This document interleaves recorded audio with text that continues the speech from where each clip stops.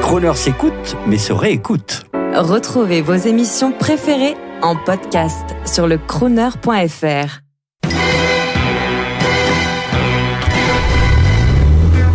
Eh bien bonjour, je suis Thierry Hesse, je suis commissaire général du Mondial de l'Automobile et je suis très heureux d'être au micro de Crooner. L'électrique ne va pas prendre la place du thermique dans les plus prochaines années, il faut être sérieux. C'est vrai que l'électrique et l'hybride augmentent, mais vous savez, je le dis toujours, les constructeurs ont fait leur boulot. Les constructeurs ont mis au point, et avec quel coût, des innovations qui permettent d'avoir des véhicules électriques, des véhicules hybrides qui fonctionnent très bien.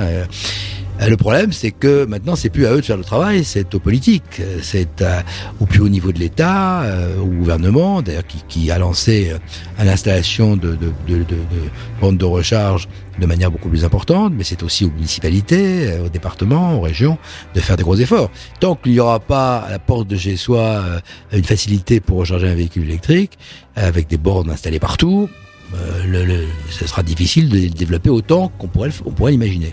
Donc le thermique a encore de belles années devant lui. D'ailleurs, je constate que les véhicules thermiques les plus innovants, avec des designs de qualité exceptionnelle sont présentés au salon. Vous savez, je dis toujours, le salon n'est pas, il faut pas réduire le salon à l'électrique ou l'hybride, par exemple. C'est la tentation de certains journalistes qui me disent, bon, au fond, le thème de cette année, c'est l'électrique, mais pas du tout. Ça n'a pas de sens. Le thème de cette année, c'est toutes les voitures du monde. Ça, c'est clair. Tous les constructeurs du monde sont là. C'est vrai qu'on a le retour de Tesla, qui était pas là il y a 2 ans, d'Aston Martin aussi, qui était pas là il y a 2 ans, pour faire rêver les visiteurs. Mais on a une forte présence de l'industrie automobile nationale, avec de très beaux stands des véhicules innovants et des concept cars, des prototypes très présents.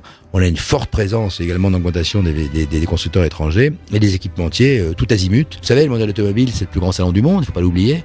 C'est un salon où à la fois on peut découvrir des nouvelles technologies, découvrir des innovations, voir toutes les voitures du monde et aussi rêver.